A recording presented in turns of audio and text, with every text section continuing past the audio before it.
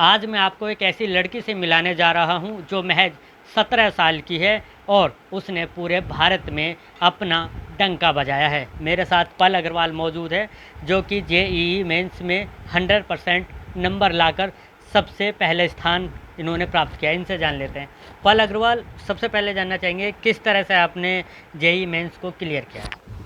Yes sir. सो मैंने पहले February attempt दिया था मेंस का, तो उसमें मेरी परसेंटाइल 99.988 थी। तो उस टाइम पे मैं यूपी टॉपर थी, पर फिर भी मुझे लगा कि नहीं, अभी मैं एक और बार ट्राई कर सकती हूँ। मैं 100 परसेंटाइल मैं लाना चाहती हूँ, तो मैं उसके लिए एक और बार पेपर दूँगी। तो फिर मैंने मार्च वाला नहीं दिया था, तब मैं प्रिपेयर करी थी। उसके बाद मैंने अभी ये थर्ड वाला दिया था, थर्ड सेशन का।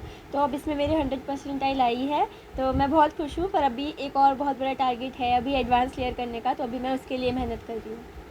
पाल अग्रवाल, आपसे ये चीज़ जानना चाहेंगे, महज 17 साल की आपकी उम्र है, तीसरी बार आपने दोबारा से जेईई मेंस क्लियर किया है। क्या मकसद है आपका? करना क्या आप चाहते हैं? Yes sir. सो मैं बचपन से ही एस्ट्रोनॉट बनना चाहती हूँ। मुझे स्पेस की चीज़ों में बहुत इंटरेस्ट आता है। मतलब मैं पूरी रात रात भर मैं स्काई ऑब्जर्व करती रहती हूँ। सो मैं शुरू से एस्ट्रोनॉट बनना चाहती हूँ। और इसके अलावा वैसे स्टडीज़ में देखें तो मैं एस्ट्रोफिज़िक्स में जाना चाहती हूँ आगे। तो इसीलिए मैं एडवांस के लिए प्रिपेयर कर रही हूँ, क्योंकि इसके बाद फिर या तो मैं IISc बैंगलोर जाऊँगी, या फिर IIST त्रिवेंद्रम, या मे बी IIT बॉम्बे। अच्छा, एक चीज़ और जानना चाहेंगे, किस तरह से आपका रूटीन रहा है पढ़ाई को लेकर? किस तरह से आप पढ़ते हैं? साथ में आपके छोटे भाई बहन होंगे, उनको भी आप पढ़ाते होंगे। किस तरह से मेंटेन करते थे इन सब चीज़ों को? Yes sir. सो शुरू से मतलब ऐसे मैंने कोई फिक्स टाइम टेबल नहीं बनाया था, पर हाँ एक बेसिक डिसिप्लिन रखा कि जैसे मुझे जैसे पूरे दिन में करीब, जैसे मान लीजिए 8 या 10 आवर्स मुझे पढ़ना है, तो वो मैं मैनेज कर लेती थी। जैसे कभी कोई सब्जेक्ट पढ़ने का मेरा मन हो, पर फिर भी मिनिमम 3 आवर्स दे दिए हर एक सब्जेक्ट को दिन में। और इसके अलावा थोड़े बहुत रिक्रिएशनल में, मतलब ऐसे नहीं कि TV नहीं देखती थी मैं। जैसे मुझे मैथ सबसे ज़्यादा पसंद है, तो मैं बेसिकली अपना स्केड्यूल बनाती थी फिज़िक्स और केमिस्ट्री के लिए, और उसके बाद जितना भी मेरे पास एक्स्ट्रा टाइम होता था उसमें मैं मैथ्स पढ़ लेती थी।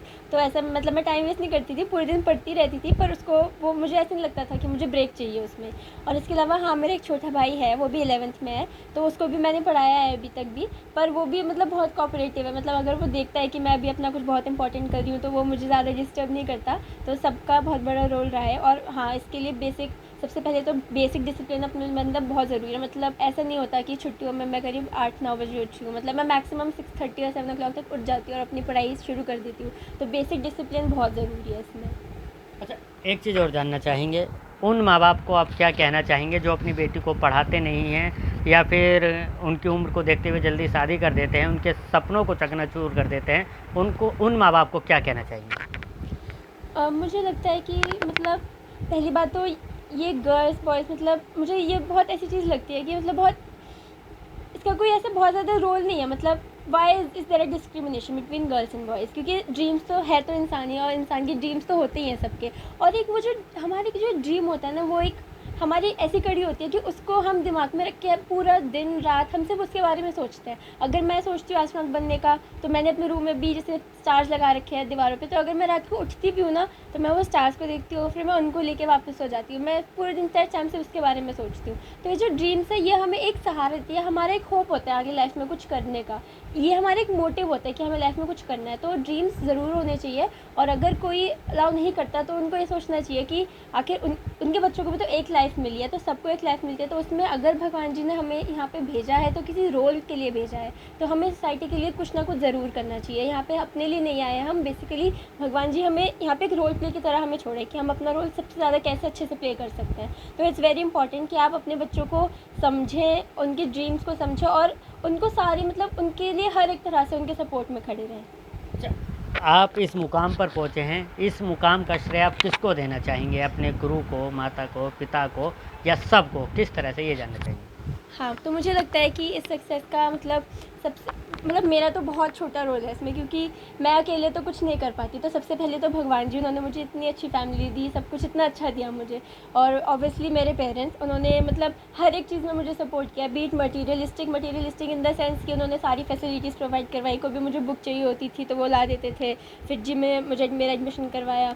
और इसके अलावा इमोशनल सपोर्ट भी उनके तरफ से हमेशा रहा है। मतलब मेरी मम्मा काउंसलर है, तो वो मैं उनसे हर रोज़ कम से कम 10 मिनट में उनके साथ बैठ जाती हूँ तो मैं एकदम रिफ़्रेश हो जाती हूँ। और रात को भी जब पापा आते हैं तो मैं हमेशा उनके साथ पहले थोड़ी देर बैठ के साथ डिस्कस करती हूँ मैंने दिन में क्या क्या किया। तो एक उनसे बहुत इमोशनल सपोर्ट भी रहा है। मेरा भाई भी है, वो भी मुझे हमेशा मुझे रिफ़्रेश कर देता है जब भी मैं उससे बात करती हूँ।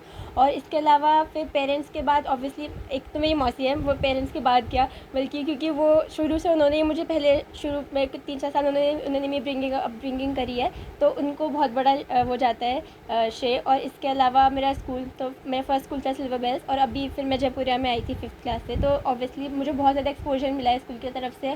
सारे कॉम्पिटिशन्स में हमेशा मुझे बता दिया जाता था कि ये कॉम्पिटिशन आ रहे हैं, उसमें तो सारी इन्फॉर्मेशन होती थी मेरे पास। और ऑब्वियसली फिजी मैंने 8th में ज्वाइन करा था, तो फिजी से सारा मटेरियल मिला मुझे, सब टीचर्स ने बहुत सपोर्ट करा, सारे डाउट्स क्लियर करे, तो मतलब सबका योगदान रहा है। मतलब मैंने तो बस जो मुझे दिया गया वो मैंने कर लिया, पर बेसिकली तो सबकी ही मेहनत है। मतलब मेरा तो बहुत छोटा सा रोल लगता है मुझे।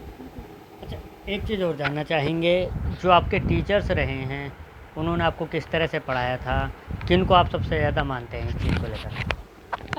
सर ऐसे कोई एक टीचर को नहीं मानती, क्योंकि मतलब हर एक टीचर ने मेरे साथ जो मैंने किया मतलब अपना बेस्ट दिया है उन्होंने। हर टीचर ने, चाहे उन्होंने हमें 11th में पढ़ाया, 12th में पढ़ाया, दोनों साल पढ़ाया हो, उन्होंने जितने भी टाइम हमारे साथ दिया उन्होंने अपना बेस्ट दिया है उसमें। तो जैसे अगर मैं फिजी की बात करूँ तो मतलब हर एक टीचर ने, चाहे उन्होंने मुझे 8th में पढ़ाया, 8th में इतना रेलिवेंट नहीं था जेई के उस प्रिपरेशन से, पर तब भी उन्होंने वो जो बेस बनाया कि जिससे मैं आगे जाके फिर मैं स्कूल की स्टडीज़ भी कोप अप कर पाऊँ साथ में जेई के में। तो हर एक शुरू से एक उन्होंने ऐसी फाउंडेशन रखी इतनी स्ट्रॉन्ग, शुरू से ही जब सिल्वर बेल्स में थी मैं तब से ही, कि इतना अच्छे मुझे टाइम मैनेजमेंट सिखाया, सब सिखाया। तो मुझे ऐसा नहीं लगता कि कोई एक टीचर, पर ये सबका कोलैबोरेटिव एफर्ट है कि आज मैं यहाँ पर हूँ। मतलब सब ने मुझे कुछ ना कुछ चीज़ ज़रूर सिखाई है अलग, जो मैंने हर किसी से सीखी है। तो बिल्कुल देखिए, ये थी हमारे साथ गाज़ियाबाद की पल अग्रवाल, जिन्होंने गाज़ियाबाद के साथ साथ उत्तर प्रदेश और भारत में अपना नाम कमाया है। साथ ही इनकी माताजी और इनके पिताजी भी हमारे साथ हैं, इनसे भी हम बात करते हैं। पहले इनके पिताजी से बात कर लेते हैं, किस तरह से आप इसको मोटिवेट करते हैं। और क्योंकि आपका इंटरव्यू लेना इसलिए ज़रूरी है क्योंकि आज भी भारत में ऐसे माता पिता हैं जो अपनी बेटी को पढ़ाना नहीं चाहते हैं। सरकार अपनी तरफ से बहुत ही स्कीम निकालती हैं, कहती हैं बेटी पढ़ाओ बेटी बचाओ, लेकिन फिर भी लोग नहीं समझते हैं इस चीज़ को। आप उनको किस तरह से समझाना चाहेंगे इस बात को? बेटी को तो अपना गुरूर समझना चाहिए हमेशा। जो काम बेटा नहीं कर सकता वो बेटी कर सकती है, तो बेटी को हमेशा हमेशा पढ़ाना चाहिए, हमेशा उसका साथ देना चाहिए, ये मैं कहना चाहूँगा सबसे। अच्छा, किस तरह से साथ देना चाहिए, कुछ टिप्स आप देना चाहेंगे? हमेशा बच्चे के इमोशंस को समझना चाहिए, बच्चे के साथ घुलना मिलना चाहिए। ये चीज़ें होती हैं जो हमें आगे बच्चे के साथ बच्चों को सपोर्ट करनी चाहिए। तो बिल्कुल देखिए, बच्चों को समझने के लिए उनके साथ उनका दोस्त बनना बेहद ही ज़्यादा ज़रूरी है। पल अग्रवाल की माताजी भी हमारे साथ मौजूद हैं, इनका परिचय जानते हैं कि किस तरह से वो अपनी बेटी को पढ़ाती हैं और किस तरह से उसको समझती हैं और क्या उनको बनता हुआ देखना चाहती हैं। जी, आपसे जानना चाहेंगे। जी, मैं पल अग्रवाल की मदर डॉक्टर राखी अग्रवाल, और मैं पेशे से एक साइकोलॉजिस्ट हूँ। तो मैं यही कहना चाहूँगी कि जिस तरह आप एक गाड़ी को ठीक तरीके से नहीं चला सकते अगर उसका एक भी पहिया ख़राब है, इसी तरह जीवन की गाड़ी के भी 4 पहिए हैं जो मैं पल को हमेशा समझाती हूँ। एक एकेडमिक, दूसरा इमोशनल, तीसरा सोशल, और चौथा आपकी इंडिविजुअल पर्सनालिटी, आपके एडवर्स क्वेश्चन। तो बहुत ज़्यादा ज़रूरी है बच्चे के इमोशंस पे वर्क करना, जो उसका सबसे मेन व्हील है। अगर आपके इमोशंस बैलेंस होंगे तो आप एकेडमिक में, सोशल में, एडवर्स क्वेश्चन में, सब में अपना बेस्ट दे पाएंगे। तो उसके लिए ज़रूरी है, मैं सभी अभिभावकों से यही कहूँगी कि बहुत ज़्यादा ज़रूरी है कि अपने बच्चे के साथ सिर्फ एक माता पिता ना बने, अपने बच्चे के दोस्त बनिए। जैसे बहुत से पेरेंट्स आजकल कहते हैं कि बच्चे आजकल परेशान हैं क्योंकि उन्हें कोई दोस्त नहीं मिल पा रहा है लॉकडाउन की वजह से। तो मैं यहाँ कहना चाहती हूँ कि कोई दोस्त क्यों नहीं मिल पा रहा, हम एज ए पेरेंट अपने बच्चे के सबसे अच्छे दोस्त क्यों नहीं बन सकते। और जिस तरह हर मोबाइल के लिए एक अलग चार्जर होता है, इसी तरह हर बच्चे के लिए एक अलग पेरेंटिंग स्टाइल होता है। तो हर बच्चे को उसके तरीके से समझाइए, अपने तरीके से नहीं। तो बिल्कुल देखिए, पल अग्रवाल की माता जी ने बताया कि किस तरह से बच्चों को समझना चाहिए, उनका दोस्त बनना चाहिए, ताकि जो भी कुछ बातें हैं वो आपसे शेयर कर सकें, अपने सपने शेयर कर सकें, अपनी परेशानियां शेयर कर सकें, ताकि अपने बच्चों को एक नए मुकाम तक ले जाया जा सके।